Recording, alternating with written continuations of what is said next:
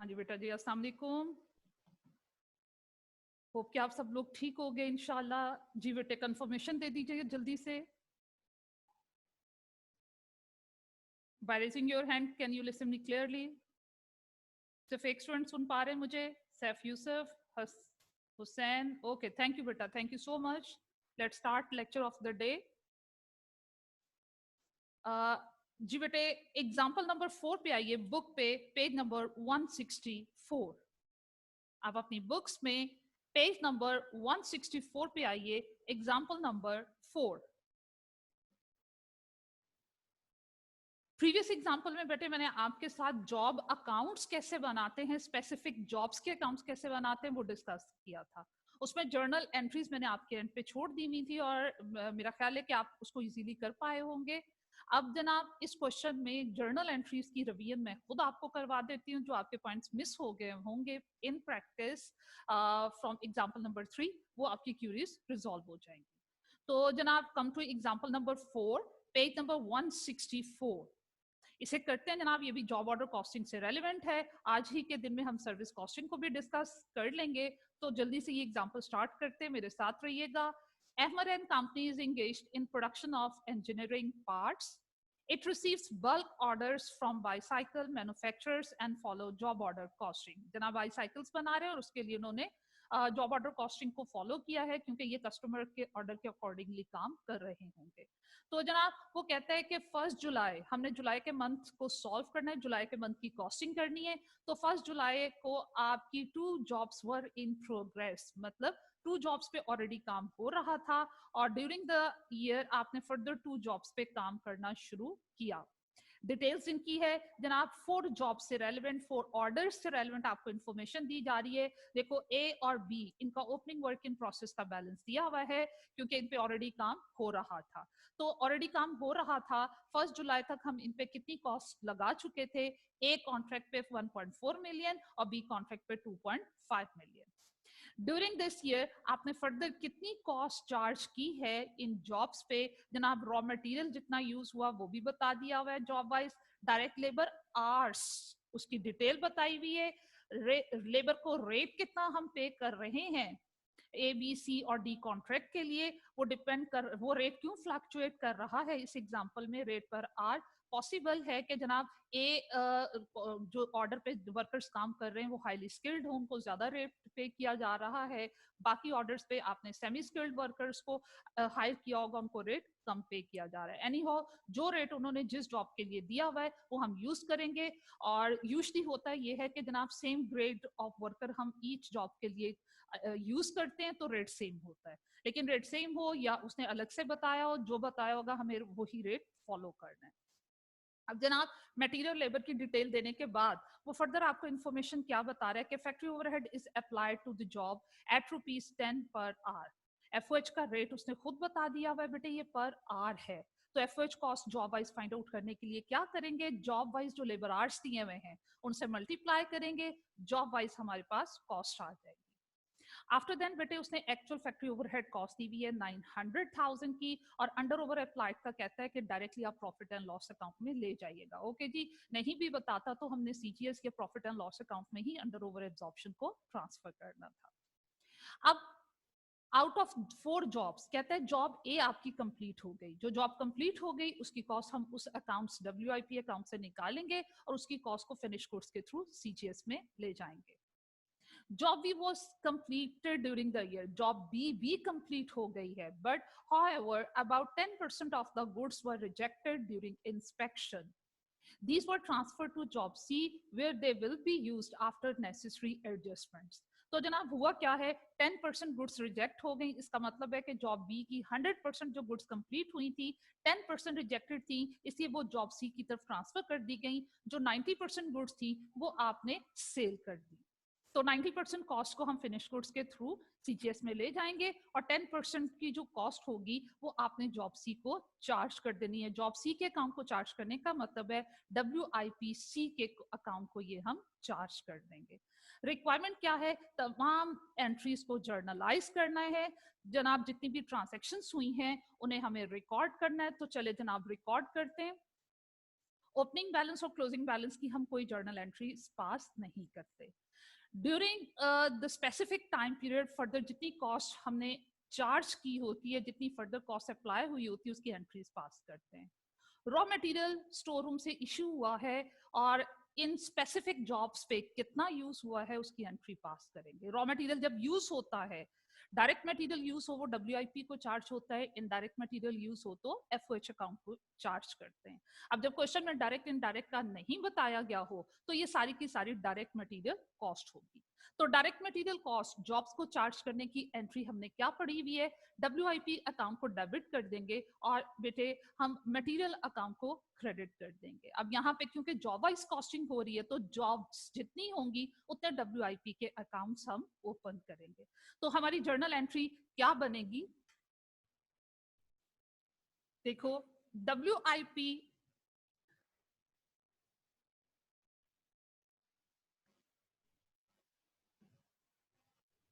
जी जनाब, WIP A account, WIP B account, WIP C and WIP D और credit कर देंगे बेटे मटेरियल अकाउंट को।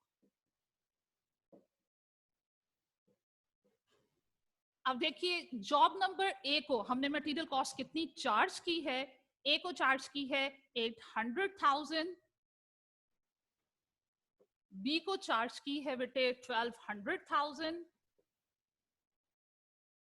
C एंड D को कितनी मटेरियल कॉस्ट चार्ज की 15 and 6 1500,000 एंड 600,000।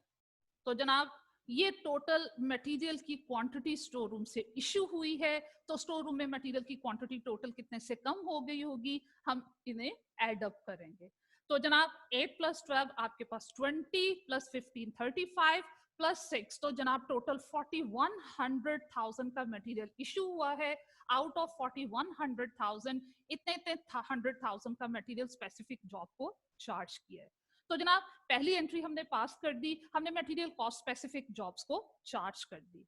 उसके बाद जनाब लेबर कॉस्ट चार्ज करेंगे। लेबर कॉस्ट चार्ज करने की भी सेम यही एंट्री होगी। क्या करेंगे हम, WIP A, WIP B, WIP C, WIP D को डेबिट करेंगे और अब कौन सी कॉस्ट चार्ज हो रही है, लेबर कॉस्ट चार्ज हो रही है, लेबर कॉस्ट अकाउंट को क्रेडिट करेंगे।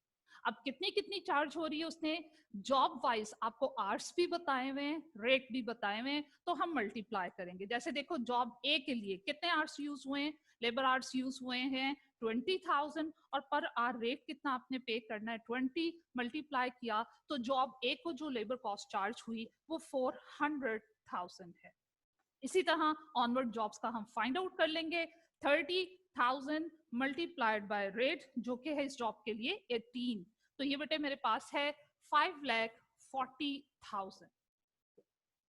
सी की बात करें तो बेटे सी की तरफ चलते हैं। 15,000 इंटू 16 किया, ये बेटे मेरे पास आ रहा है 2,40,000। डी 18,000 मल्टीप्लाइड बाय रेट 15, ये आता है बेटे हमारे पास 2,70,000।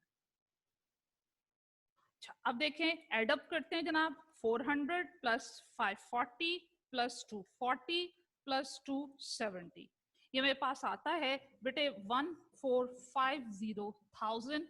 इतनी लेबर कॉस्ट इन जॉब्स पे चार्ज हो चुकी है। अब जनाब हमने FOH को एब्जॉर्ब करवाना है। FOH को एब्जॉर्ब करवाते हैं।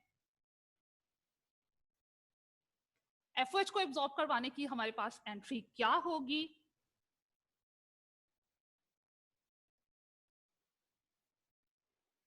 FOH के लिए भी बेटे हम यही एंट्री पास करेंगे। WIP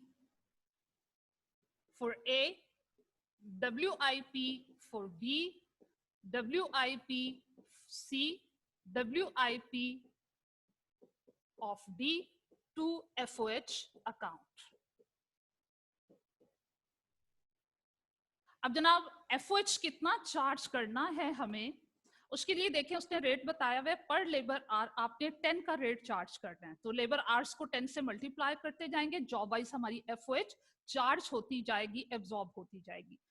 ए जॉब की बात करें तो लेबर आवर्स हैं 20,000, 10 से मल्टीप्लाई किया तो ये बेटे हमारे पास कितना है 200,000। बी को चार्ज किया तो बेटे आर्स हैं 30,000, 10 से मल्टीप्लाई किया ये कितना हो गया 300,000।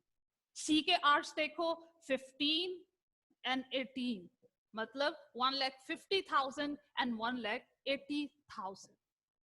हमारी एब्जॉर्ब्ड एफओएच फिर बेटे कितनी हुई 500,000 प्लस 150,000 प्लस 180,000, ये बेटे मेरे पास एब्जॉर्ब्ड एफओएच इज 8,30,000। जबकि वो क्वेश्चन में कहता है कि एक्चुअल फैक्ट्री ओवरहेड कॉस्ट हमारे पास कितनी है 900,000। एक्चुअल एफओएच की हमने एंट्री क्या पढ़ी है कि जनाब एक्चुअल के लिए हम एफओएच अकाउंट को डेबिट कर देते हैं और कैश अकाउंट को हम क्रेडिट कर देते हैं। तो जनाब वो कितनी है, वो हमारे पास है 900,000। After then under over absorption, जिसे हम अंडर ओवर अप्लाइड भी कभी बोला करते थे, अब जनाब उसे हम अंडर ओवर एब्जॉर्प्शन से कॉल करते हैं। तो जनाब वो हमारा डिफरेंस कितना आ रहा है, देखें हमने जो इनडायरेक्ट एफओएच कॉस्ट चार्ज की है जॉब्स को एब्जॉर्ब करवाई है वो 8,30,000 है, जबकि एक्चुअल में कितनी है 900,000 है। इसका मतलब है कि जनाब हमने 70,000 से कम कॉस्ट चार्ज की है, अंडर एब्जॉर्प्शन है। अब अंडर एब्जॉर्प्शन है उसको जनाब इनकम स्टेटमेंट में किस तरह ट्रांसफर करना है, हम मजीद उसको एब्जॉर्ब करवाएंगे जितने से अंडर एब्जॉर्ब है। तो जब हम इनडायरेक्ट कॉस्ट जॉब्स को एब्जॉर्ब करवाते हैं तो देखो इस एंट्री में हमने उसे क्रेडिट किया हुआ है।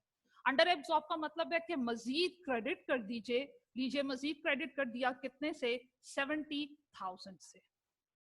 डेबिट किसको करें, वो कहता है सीजीएस में ले जाने की बजाय डायरेक्टली इसको इनकम स्टेटमेंट में ले जाइए। तो लीजिए हमने उसकी बात मानी, हम इसको डायरेक्टली इनकम स्टेटमेंट में ले गए। तो जनाब अंडर एब्जॉर्प्शन में एफओएच हमेशा क्रेडिट होगा और आपकी इनकम स्टेटमेंट डेबिट होगी।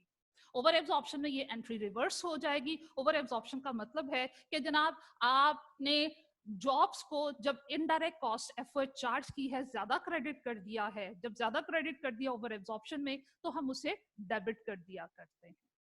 अब यहाँ इस क्वेश्चन के सोल्यूशन में वो करता क्या है, ये पुराना मेथड था कि बेटे एफओएच अप्लाइड के लिए अलग से अकाउंट ओपन किया जाता है जिसे एफओएच अप्लाइड किया, अब हम उसे एफओएच एब्जॉर्ब कॉस्ट कहते हैं। एब्जॉर्ब एफओएच के लिए अलग से अकाउंट ओपन किया जाता था, एक्चुअल के लिए अलग से अकाउंट ओपन किया जाता था। वो टैकल करना आपके लिए मुश्किल होगा। आपने वही मेथड अडॉप्ट करना है जो प्रीवियस चैप्टर में हम लर्न कर चुके, जो उसकी प्रैक्टिस प्रीवियस चैप्टर में थी कि जनाब हम अप्लाइड के लिए मतलब एब्जॉर्ब्ड एफओएच के लिए और एक्चुअल एफओएच के लिए एक ही अकाउंट ओपन करते हैं और वहीं से अंडर ओवर एब्जॉर्प्शन जो है वो इनकम स्टेटमेंट में ट्रांसफर करते हैं। देखो जैसे मैं आपके सामने यहाँ एफओएच का अकाउंट ड्रॉ करती हूँ। एफओएच का अकाउंट हमने कैसे पढ़ा हुआ है, पहली एंट्री को पोस्ट करेंगे तो एफओएच अकाउंट की क्रेडिट साइड पे एब्जॉर्ब कॉस्ट आएगी डब्ल्यूआईपी के नाम से, WIP for job A B C and D.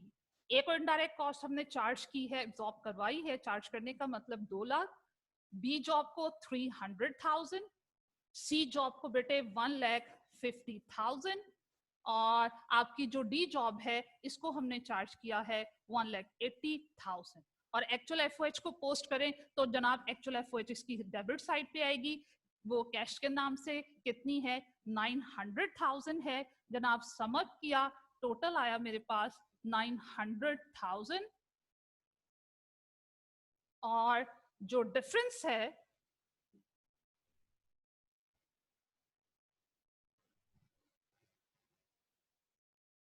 वो है कितना 70,000 का शॉर्टर साइड पे लिखा, यहाँ 70,000 लीजिए, ये भी मेरे पास 900,000 कंप्लीट हो गया।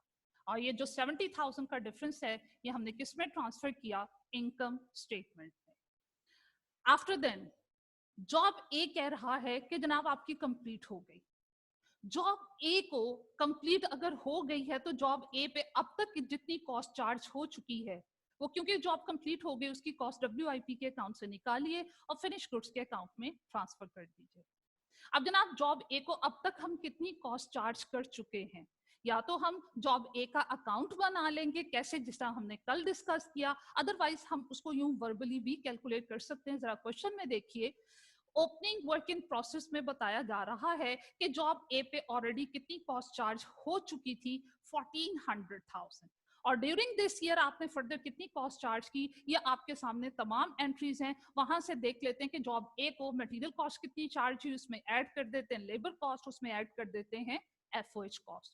ये देखिए जनाब, मटेरियल जो जॉब ए को चार्ज हुआ वो 800,000, लेबर कॉस्ट चार्ज हुई 400,000, एफओएच आपने एब्जॉर्ब की 2 लाख। तो कितनी हो गई, 8 + 4 12 + 2 14 ये हो गई। इसका मतलब है कि अब तक जनाब जॉब ए को कंप्लीट करने के लिए 2800,000 की टोटल कॉस्ट चार्ज हो चुकी है। तो ये जो टोटल कॉस्ट 2800,000 की चार्ज हो चुकी है जनाब, हम इसे पहले फिनिश गुड्स के अकाउंट में और वहां से सीजीएस के अकाउंट में लेकर जाएंगे। तो जब उन अकाउंट्स में लेकर जाते हैं तो हम एंट्री क्या पास करते हैं, देखिए वो एंट्री पास करते हैं जनाब, यहां पे उससे ले आते हैं।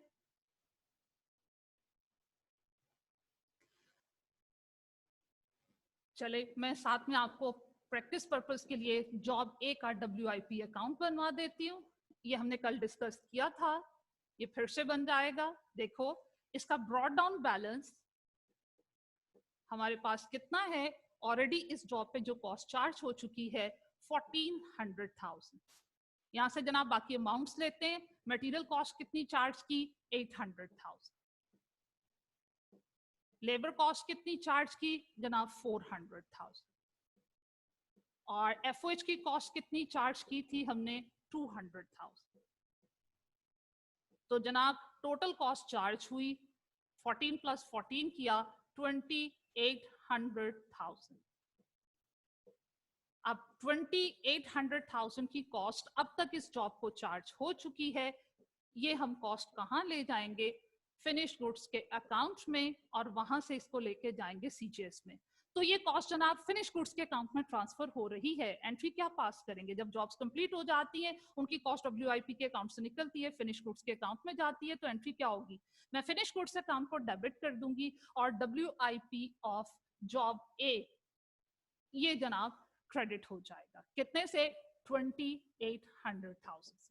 और साथ ही मैं इस कॉस्ट को, क्योंकि जॉब ऑर्डर कॉस्टिंग है, पहले ऑर्डर आ चुका, गुड्स कंप्लीट करके हमने अपने पास नहीं रखनी, कस्टमर को फॉरवर्ड कर दी होंगी, कस्टमर को सेल हो गई होंगी, तो साथ ही इसकी कॉस्ट को हम सीजीएस में ट्रांसफर करते हैं, जिसकी एंट्री हमने क्या पड़ी हुई है, सीजीएस अकाउंट डेबिट, और जनाब फिनिश गुड्स अकाउंट को हमने क्रेडिट कर देना है विद 2800,000।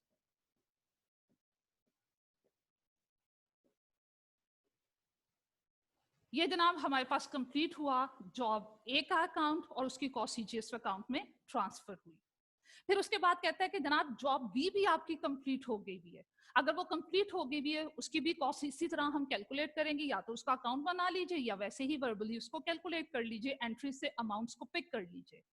तो जनाब उसकी कॉस्ट, क्योंकि वो जॉब भी कंप्लीट हो चुकी है, उसकी कॉस्ट को भी हम फिनिश गुड्स के अकाउंट में ट्रांसफर करेंगे, लेकिन उसके साथ एक कंडीशन लगा रहा है कि 100% जो आपकी है गुड्स कंप्लीट हुई हैं जॉब बी की, उनमें से 10% जो कॉस्ट है वो आपने जॉब सी को ट्रांसफर कर दी हुई है, क्योंकि 10% रिजेक्टेड गुड्स थे, तो कस्टमर सी के लिए उन गुड्स को आप रिपेयर कर लोगे। हमने जॉब बी के अगेंस्ट में इस कस्टमर को 90% गुड्स फॉरवर्ड करनी है, तो 90% कॉस्ट ही हम फॉरवर्ड करेंगे।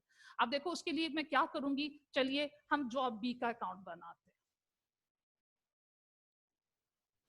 यहाँ मेरे पास सारी इंफॉर्मेशन है जनाब, यहाँ पे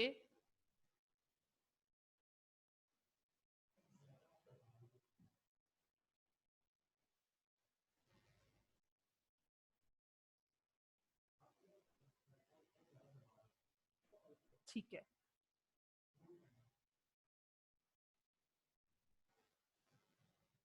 चलिए यहाँ पे जनाब जॉब बी का अकाउंट बनाते हैं।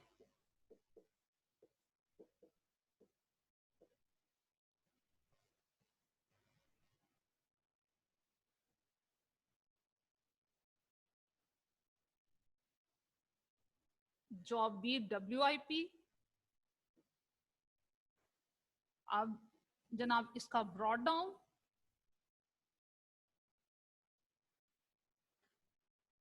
जॉब बी में जनाब ऑलरेडी जो कॉस्ट चार्ज हो चुकी है वो 2500,000, वो इसका बिगनिंग बैलेंस।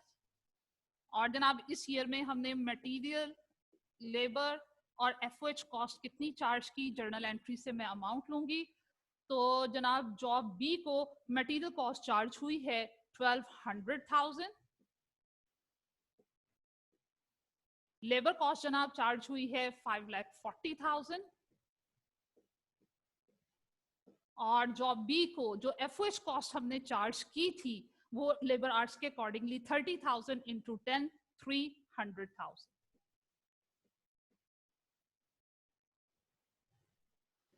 अब ये देखिए कितनी कॉस्ट हो चुकी है क्यूमुलेट, 2500 प्लस 1200 प्लस 540 प्लस 300, ये है बेटे मेरे पास टोटल 4,40,000।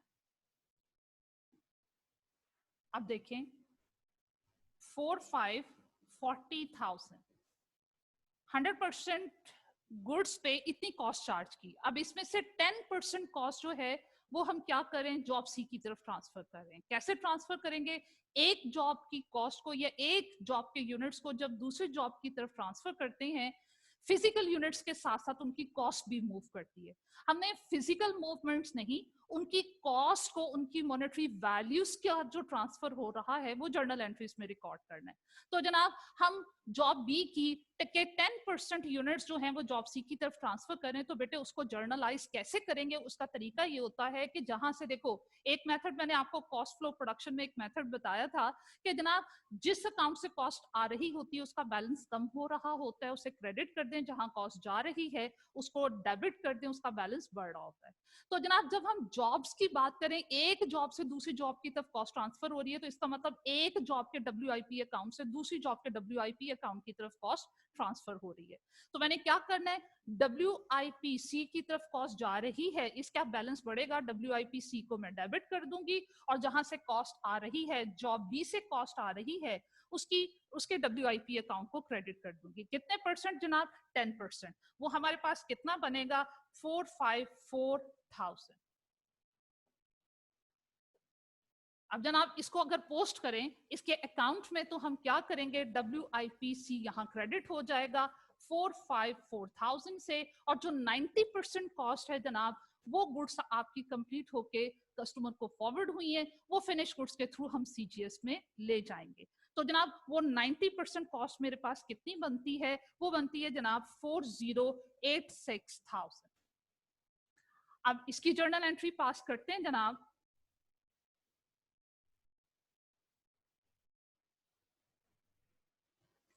तो जनाब उसकी जर्नल एंट्री पास करेंगे, ये देखो फिनिश गुड्स को डेबिट कर देंगे विद द अमाउंट ऑफ 40,86,000, और हम क्रेडिट कर देंगे CGS को 40,86,000। तो जनाब जॉब ऑर्डर कॉस्टिंग में हम इस तरह स्पेसिफिक जॉब्स के अकाउंट्स बनाते हैं और उनकी कॉस्ट को इस तरह डिफरेंट अकाउंट से ले जाते हुए CGS के थ्रू इनकम स्टेटमेंट की तरफ ट्रांसफर करते हैं। असद आपका क्वेश्चन मैं अभी लेती हूँ।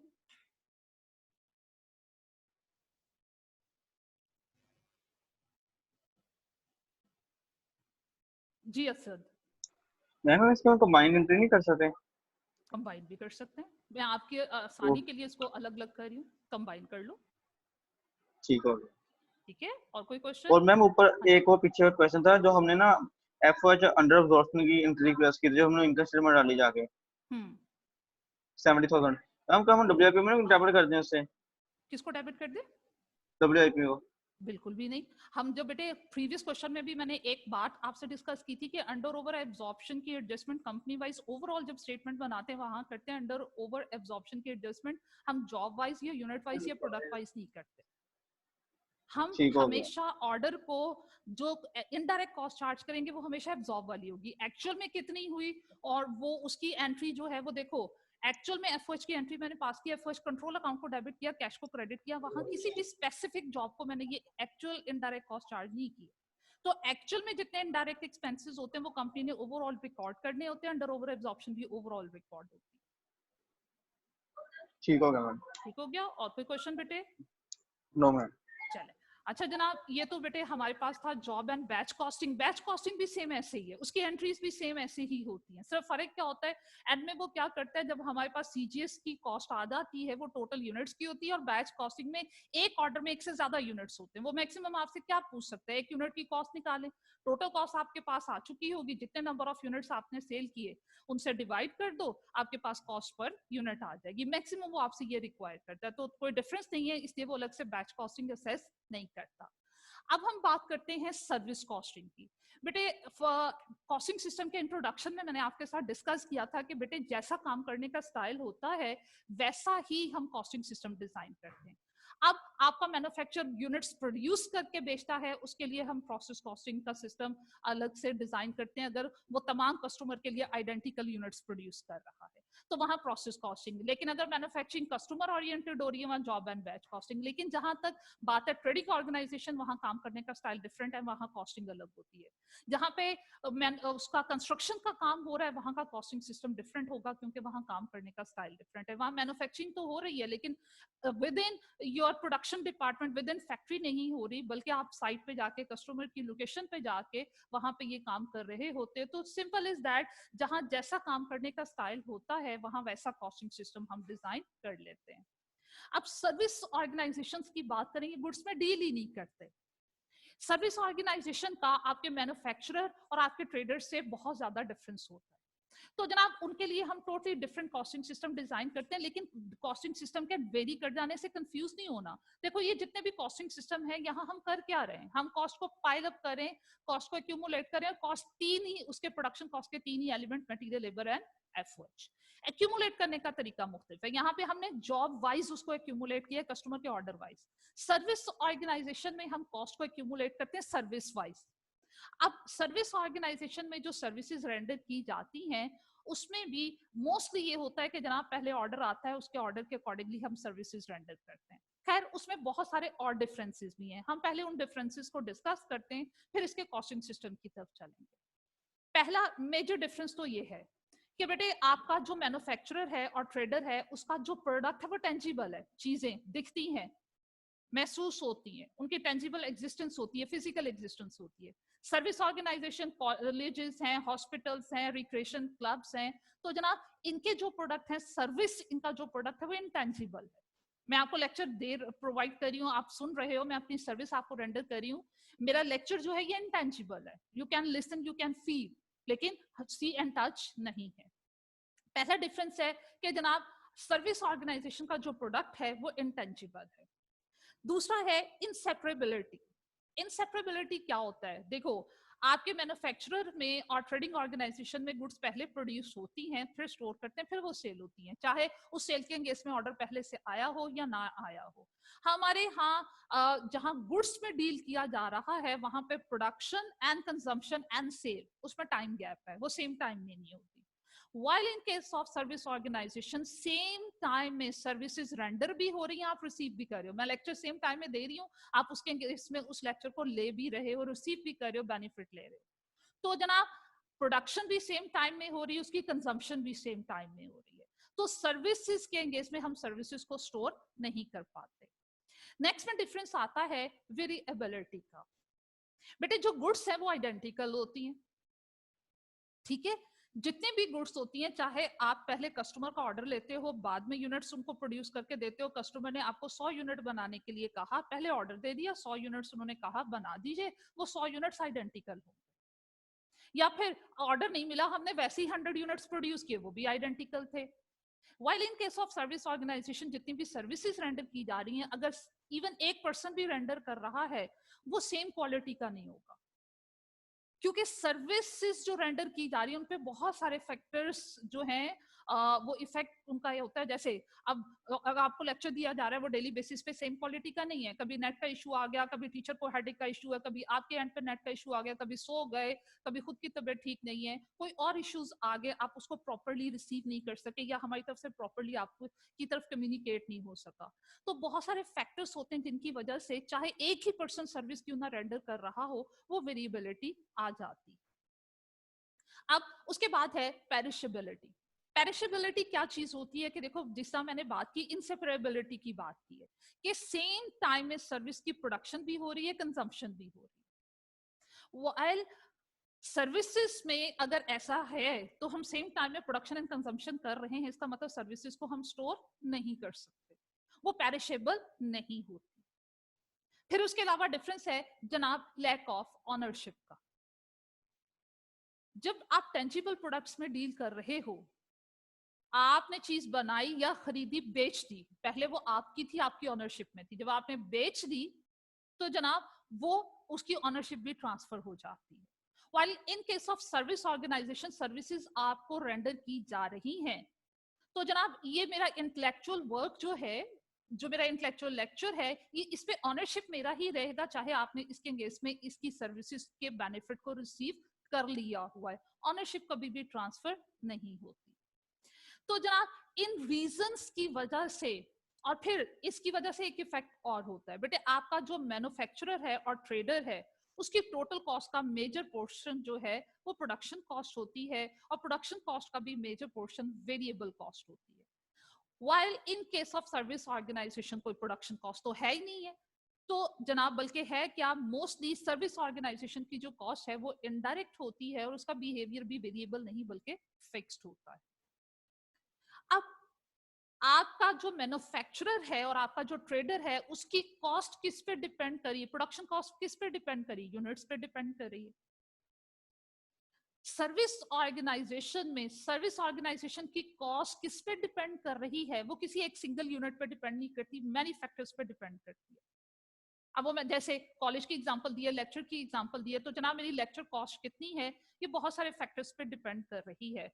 जनाब नंबर ऑफ स्टूडेंट्स कितने हैं, एनरोल, और लेक्चर का ड्यूरेशन कितना है, इन चीजों पर डिपेंड कर रही है। ट्रैवलिंग एजेंसीज की बात करें, उनको कितनी वो ट्रैवलिंग की फैसिलिटीज रेंडर कर रहे हैं, उनको कितनी कॉस्ट चार्ज पड़ रही होगी, ये डिपेंड करेगा कितने नंबर ऑफ पैसेंजर्स उन्होंने कैरी करने, कितने नंबर ऑफ व्हीकल्स हैं, कितना डिस्टेंस कवर अप किया जा रहा है, और अगर वो लोग पैसेंजर्स कैरी नहीं कर रहे बल्कि जनाब गुड्स की डिलीवरी का काम हो रहा है, तो जनाब वेट कितना है, नंबर ऑफ व्हीकल्स कितने हैं, डिस्टेंस कितने, मैनी फैक्टर्स पे बेस कर रहा। तो सर्विस ऑर्गेनाइजेशन में एक मेजर डिफरेंस ये भी है, कॉस्ट स्ट्रक्चर के पॉइंट ऑफ व्यू से बात करें तो मोस्टली कॉस्ट फिक्स्ड है, इनडायरेक्ट नेचर की है। आपके मैन्युफैक्चरर की और ट्रेडर की मोस्टली कॉस्ट डायरेक्ट है, प्रोडक्शन कॉस्ट है, और बिहेवियर वेरिएबल है। दूसरी चीज, कॉस्टिंग के पॉइंट ऑफ व्यू से फर्दर बात करें तो दूसरा मेजर डिफरेंस क्या है कि जनाब मैन्युफैक्चरर और ट्रेडर की कॉस्ट एक सिंगल यूनिट पे, एक टेंजिबल प्रोडक्ट पे डिपेंड कर रही है। While in case of service organization, cost many reasons पे, many factors पे बेस कर रही है। अब हॉस्पिटल जाएं, वहां क्योर की फैसिलिटीज मिल रही हैं, एक पेशेंट को कितना चार्ज होगा, वो जनाब बहुत सारी चीजें देखते हैं कि जनाब कितनी सर्विसेज, क्या क्या फैसिलिटी हमने पेशेंट को दी है, उसने जनाब जो रूम लिया है या जर्नल वार्ड में है, कितने दिन का स्टे किया है, इन बहुत सारी चीजों पे डिपेंड कर रहा है। तो मैनी फैक्टर्स होते हैं जिसपे सर्विस ऑर्गेनाइजेशन की कॉस्ट बियर कर बेस कर रही होती है। अब मैनी फैक्टर्स को जब हम कंबाइन करते हैं तो जनाब उन्हें कहते हैं कॉम्पोजिट यूनिट। तो सर्विस ऑर्गेनाइजेशन में आप सर्विस कॉस्टिंग में आपको करना क्या होगा, कॉस्ट पर सर्विस निकालनी होगी। और कॉस्ट पर सर्विस कैसे निकालोगे, बहुत इजी क्वेश्चन आता है इसमें से, और इसलिए बहुत इजी होता है, इसलिए वो यूजुअली एग्जामिन ही नहीं करता है। आपने सिंपल करना क्या होगा, सर्विस जो भी ऑर्गेनाइजेशन की एग्जांपल दी हुई होगी उसने क्वेश्चन में, आपने उसकी कॉस्ट को सम अप कर लेना है, जो भी कॉस्ट थी, कॉस्ट को सम अप किया, वो मैक्सिमम आपसे पूछेगा क्या, वो पूछेगा कॉस्ट पर सर्विस, एक सर्विस की कॉस्ट निकाले, उस सर्विस को रेंडर करने के लिए टोटल एक्सपेंस कितना बियर करना पड़ा क्वेश्चन में वो देगा, और उस सर्विस की कॉस्ट किन किन फैक्टर्स पे बेस कर रही थी वो सारे फैक्टर्स भी बताएगा। उन फैक्टर्स को कंबाइनली हम बोलते हैं कॉम्पोजिट यूनिट।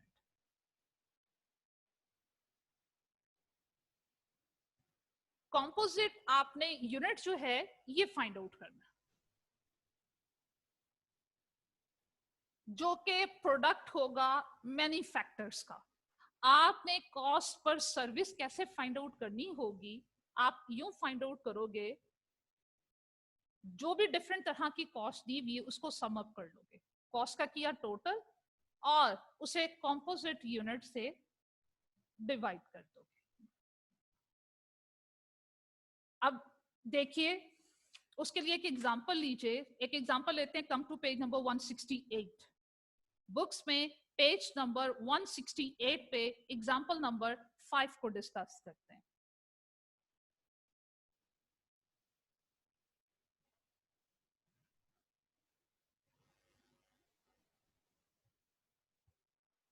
एग्जांपल नंबर 5 में देखिए, कहता है a hotel has 80 standard twin bed rooms.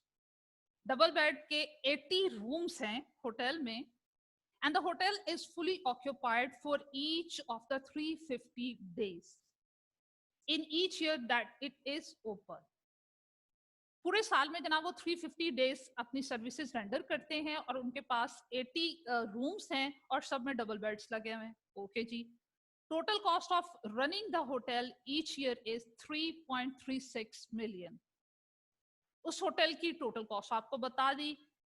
अब हमें फाइंड आउट क्या करना है, कहता है what would be a useful measure of the cost of providing the hotel services।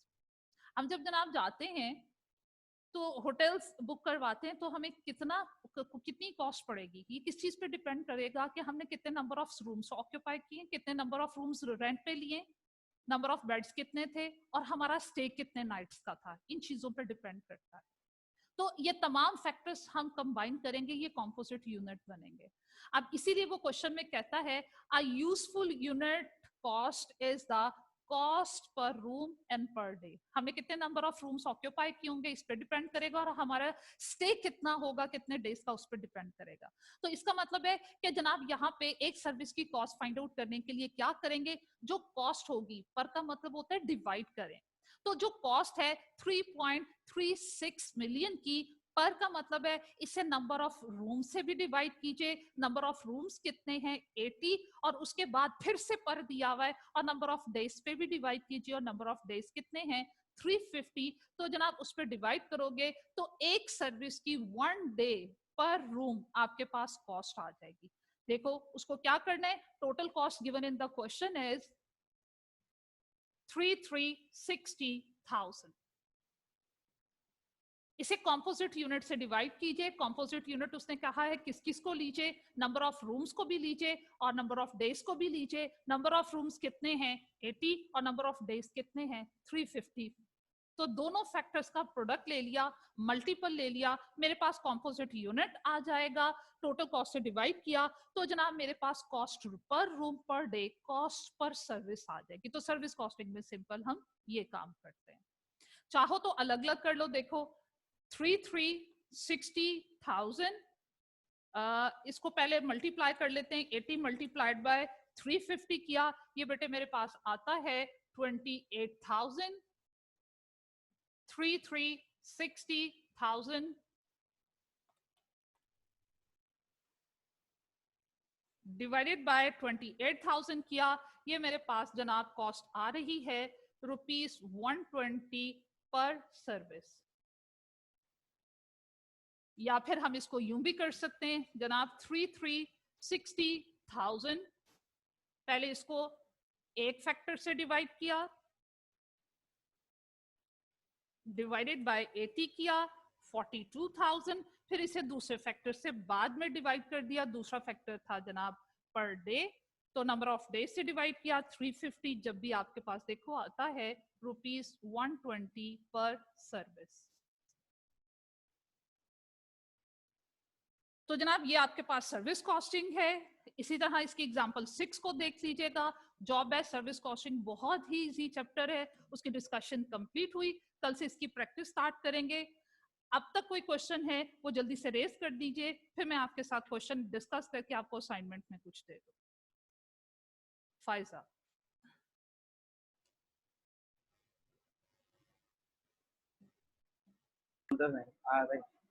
जी, फायजा बेटा। हेलो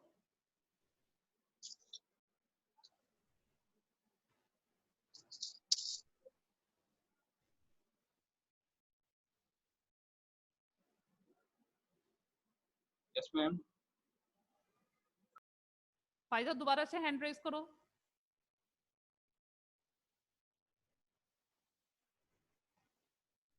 अस्सलाम वालेकुम मैम। वालेकुम अस्सलाम जी। फायजा आप पूछिए बेटे।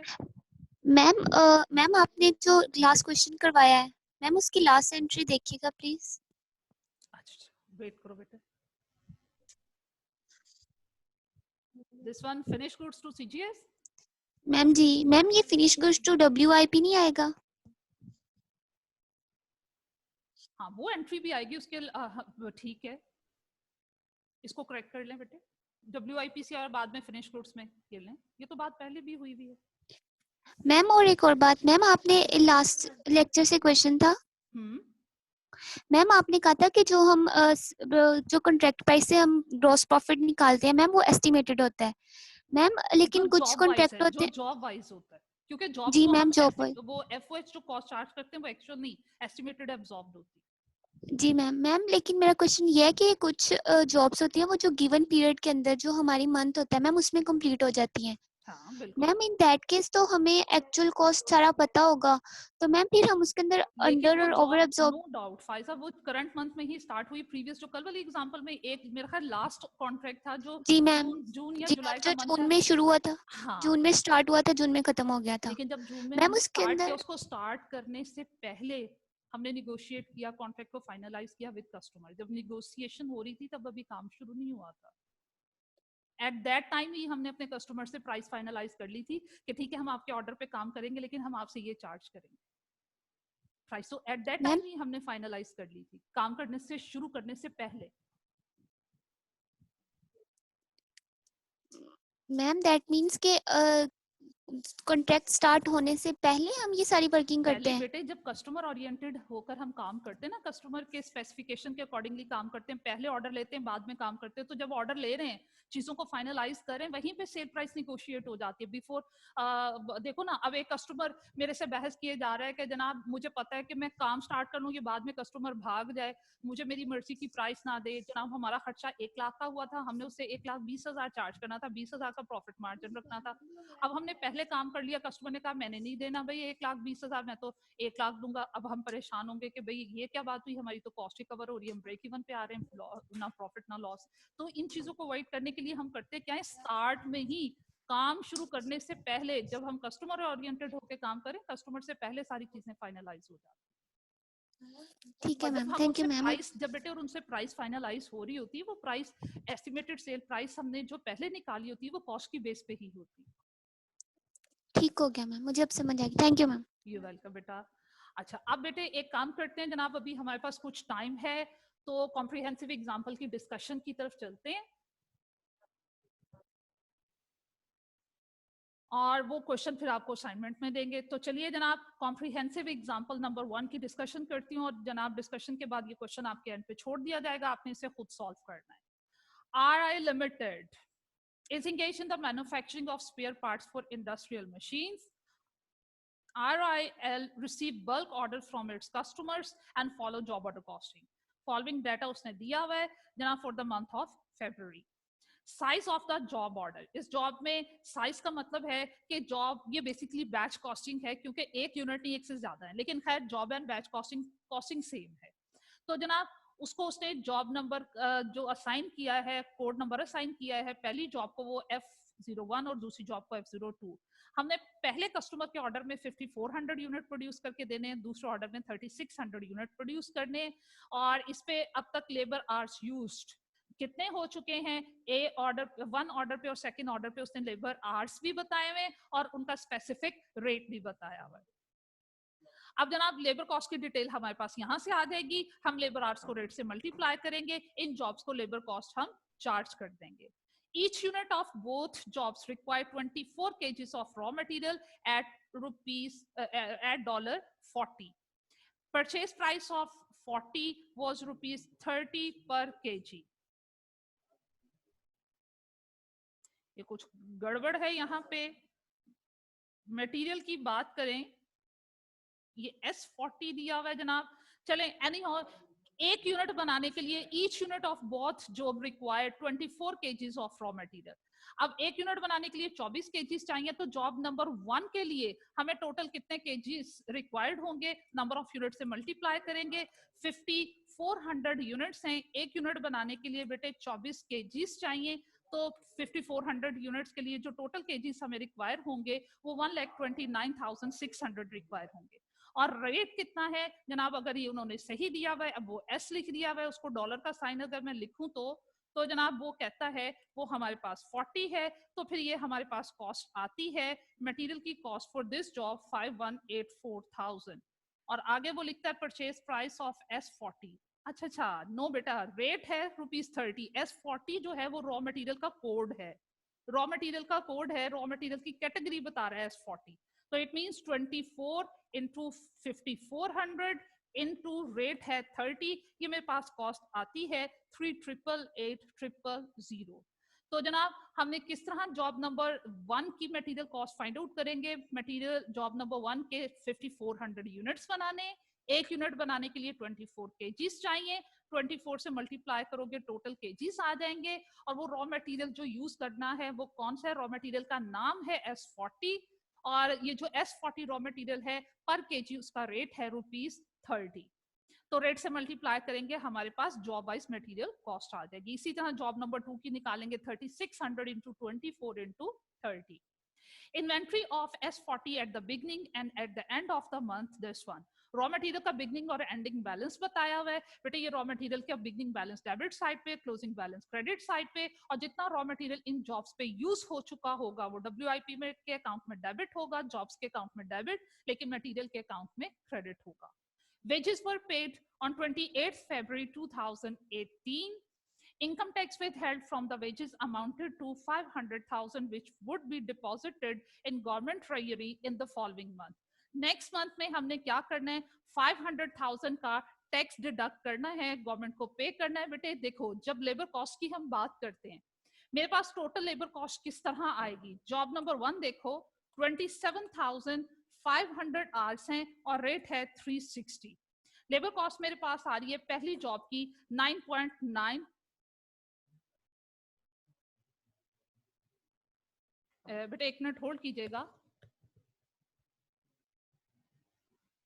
ठीक है, चलें बेटे, नेक्स्ट क्लास का टाइम हो रहा है, कोशिश कीजिएगा इसको सॉल्व करें। चलें बस मैं ये डिस्कशन आपके साथ कर लूं। 9.9 मिलियन की जनाब लेबर कॉस्ट है फर्स्ट जॉब के लिए, इसी तरह सेकंड जॉब की हम फाइंड आउट कर लेंगे। टोटल हमारे पास बन रहा है 18.54 मिलियन। इसमें से हम क्या करेंगे, 500 का टैक्स विदहोल्ड कर लेंगे, इसमें लेबर कॉस्ट डेबिट होगी 18.54 मिलियन से, उसमें से 500,000 क्रेडिट करेंगे टैक्स का, और रिमेनिंग अमाउंट हम उसमें से 500,000 माइनस करके 18040 वो क्रेडिट कर देंगे लेबर कॉस्ट पेबल। उसके बाद कहते हैं फर्स्ट वन जॉब जो है was in process at month and, however job 2 जो है वो कंप्लीट हो गई। जो इनकम्प्लीट जॉब है उसकी कॉस्ट WIP के अकाउंट में ट्रांसफर का क्लोजिंग बैलेंस होगा, और जो जॉब कंप्लीट होगी भी है उसकी कॉस्ट हम क्या करेंगे जनाब, फिनिश गुड्स के थ्रू CGS अकाउंट की तरफ ट्रांसफर कर देंगे। ऑनवर्ड उसने जनाब आपको एक्चुअल ओवरहेड की डिटेल दी हुई है, उसकी बेस पे अंडर ओवर एब्जॉर्प्शन को कैलकुलेट करेंगे और CGS अकाउंट की तरफ ट्रांसफर करेंगे। तो ये आज आपकी असाइनमेंट है, ट्राई कीजिएगा, जो प्रॉब्लम्स होंगे ये फिर आपके साथ डिस्कस हो जाएंगे। Until that time, Allah Hafiz.